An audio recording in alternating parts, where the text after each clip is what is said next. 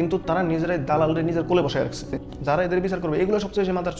তারপরে জুলাই মাসের 30 তারিখ অলরেডি বুকিং আছে। আমরা প্রবাসীরা কত একটা হয়রানির ভিতরে পড়তেছি মালয়েশিয়াতে, এক উপরাল্লাহ জানে, এক আমরা জানি।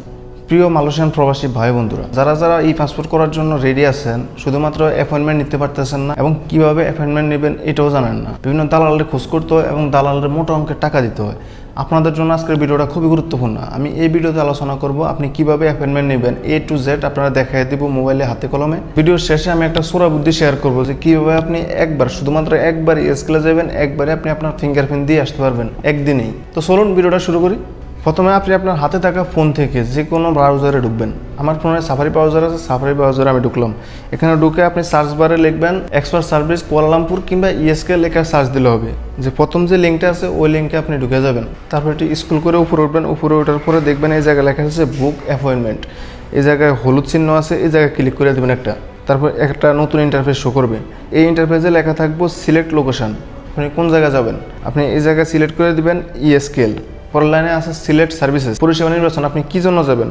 তো এখানে আপনি সিলেক্ট করে দেবেন পাসপোর্ট সেবা। তারপর আছে সেলুলেশন, এখানে আপনি যদি পুরুষ হন তাহলে মিস্টার দিবেন আর মহিলা হইলে জনাবা দিবেন। পরবর্তীতে আছে যে ফার্স্ট নেম লাস্ট নেম, প্রথম নেম দিবেন এবং শেষ নেম দিবেন। যেমন মোহাম্মদ রফিক, আপনি প্রথম নেম MDটা দিবেন এই প্রথম করে আর লাস্ট নেমের জায়গায় দিবেন রফিক। তারপর আছে পাসপোর্ট নাম্বার, আপনার যে বর্তমান যে পাসপোর্ট আছে কিংবা যে পাসপোর্টের ফটোকপি দিয়ে আপনি নতুন পাসপোর্টের আবেদন করবেন ওই পাসপোর্ট নাম্বারটা এই জায়গায় বসায় দিবেন। তারপর ডেট অফ বার্থ, এখানে আপনি বসাতে হবে আপনার পাসপোর্টের যে বার্থডে আছে কিংবা আপনার জন্ম তারিখ যা আছে পাসপোর্টের সেমটা আপনাকে বসাতে হবে। তারপর ফোন নাম্বার, আপনার বর্তমানে যে ফোন নাম্বারটা অ্যাক্টিভ আছে ওই ফোন নাম্বারটা দিবেন। ওই যে একটা ভেরিফাই কোড যাবে OTP, ইমেল দিলেও চলে না দিলেও চলে, সমস্যা নেই। তারপর আরেকটা গুরুত্বপূর্ণ অপশন যেটা আপনারা অনেকেই জানেন না, অনেকেই বুঝেন না, এই জায়গায় আটকে আছেন। এই জায়গায় লেখা আছে ইমার্জেন্সি কন্ট্যাক্ট নাম্বার। এই জায়গায় অনেকে ভুলটা করেন, এটা কি নাম্বার বসাবেন কি করবেন এই জিনিসটা অনেকে পারেন না। এটা হলো যে বাংলাদেশে থাকা আপনার স্ত্রী কিংবা পিতার যে কারো একজনের একটা নাম্বার দিয়ে দিবেন। তারপর আছে ইমার্জেন্সি কন্ট্যাক্ট রিলেশন, তার সাথে আপনার কি সম্পর্ক, যার নাম্বারটা আপনি দিচ্ছেন। আপনার স্ত্রী হলে ওয়াইফ দিবেন, বাবা হলে ফাদার দিবেন। এগুলো পূরণ করার পরেই আরেকটা ইন্টারফেস শো করবে যেটা হলো হোম অ্যাড্রেস ইন বাংলাদেশ, যেটা আপনার পাসপোর্টের মেইন অ্যাড্রেস লিস্টে থাকবে, যেমন ডিস্ট্রিক্ট আপনার জেলাটা।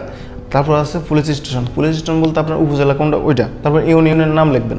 ওই জায়গায় প্রতিটা অপশন থাকবে, আপনি খালি সিলেক্ট করে দিবেন। খালি একটু স্ক্রল করে দেখবেন, পড়বেন আপনার কোনটা ইউনিয়নের নাম কি ওইটাই খালি সিলেক্ট করে দেবেন। এই জায়গায় আপনার কিছু লিখতে হবে না। আপনি যদি শুধু জেলাটা সিলেক্ট করে দেন অটোমেটিক সবগুলো আপনার কাছে অপশনগুলো চলে আসবে। তারপর আছে পোস্ট অফিস, আপনার পোস্ট অফিসের নাম কি ওই পোস্ট অফিসের নাম বসে দেবেন। তারপর আছে পোস্ট কোড, এটা আপনার বসাতে হবে না। আপনি যদি পোস্ট অফিসটা সিলেক্ট করে দেন অটোমেটিক আপনার পোস্টাল কোডটা চলে আসবে। তারপর ভিলেজ কিংবা ব্লক, আপনার গ্রামের নামটা লিখে দেবেন। তারপর সবচেয়ে গুরুত্বপূর্ণ জিনিসটা সেট অ্যাপয়েন্টমেন্ট, কোন সময় আপনি যাবেন, কত তারিখে যাবেন। তো এই জায়গায় প্রথম আছে স্লট ডেট। স্লট ডেটের ভিতরে আপনি এই কর্নারে ক্লিক করবেন। কর্নারে ক্লিক করার পরে আপনার ডেটগুলো চলে আসবে, আপনার কোন কোন তারিখে খোলা আছে কি আসবে সব দেখতে পারবেন।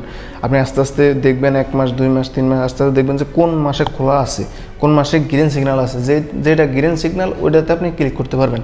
আর লাল সিগন্যাল যেগুলো আছে এগুলো মানে অলরেডি ব্লক। মে মাসে একটাও নাই, সব বুকিং হয়ে গেছে। জুন মাসও অধিকাংশই বুকিং হয়ে গেছে, আর কিছু কিছু লাল দাগ আছে যেগুলো এখনও পর্যন্ত ডেট দেয় না, এগুলো হয়তো সামনে দেবে।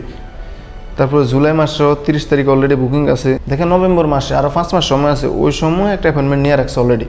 তো এখানে আপনি যেটা গ্রিন সিগন্যাল পাবেন ওইটাতে ক্লিক করে আপনি আপনার অ্যাপয়েন্টমেন্ট নিতে পারবেন। এখন ইদানিং একটা সমস্যা হইতেছে যে স্লট টাইমের ভিতরে যে ডেটটা দিছে ডেটগুলো সবগুলো রেড মার্ক, এগুলো সিলেক্ট করা যায় না। আপনি অ্যাপয়েন্টমেন্ট নিতে পারতেছেন না, অ্যাপয়েন্টমেন্টের টাইম সিলেক্ট করতে পারতেছেন না।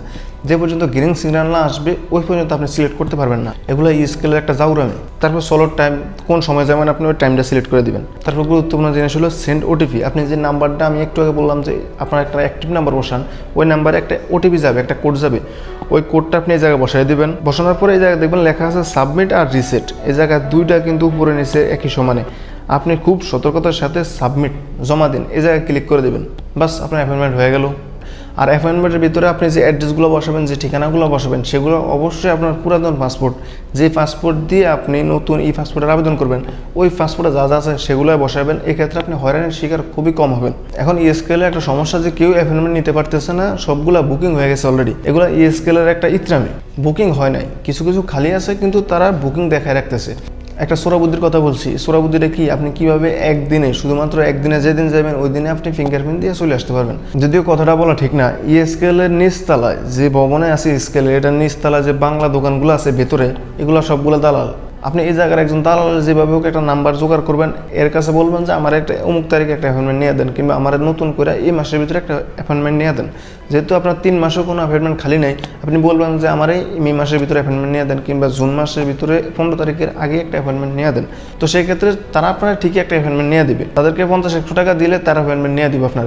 আর অ্যাপয়েন্টমেন্ট নিয়ে গেলে আপনি ওই তারিখে যাবেন, ওই তারিখে আপনি ফিঙ্গারপ্রিন্ট দিয়ে আসতে পারবেন। তবে হয়রানি কম হবেন যদি দালাল হাতে কাজ করাতে যায়। যতই স্কেলে বললো দালাল ভাই গুড ভাই, এটা হচ্ছে স্কেলের স্লোগান, কিন্তু তারা নিজেরাই দালালরে নিজের কোলে বসায় রাখছে।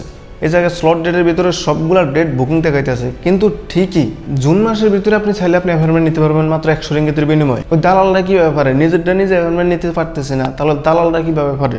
বাংলাদেশ হাই কমিশন, বাংলাদেশ মন্ত্রণালয় চোখে এগুলো পড়বেও না। কি যে একটা ইতরামি চলে মালয়েশিয়াতে। আমরা প্রবাসীরা কত একটা হয়রানির ভিতরে পড়তেছি মালয়েশিয়াতে, এক উপরাল্লাহ জানে, এক আমরা জানি। আল্লাহর কাছে বিচার দেওয়া ছাড়ার কিছু করার নেই আমাদের।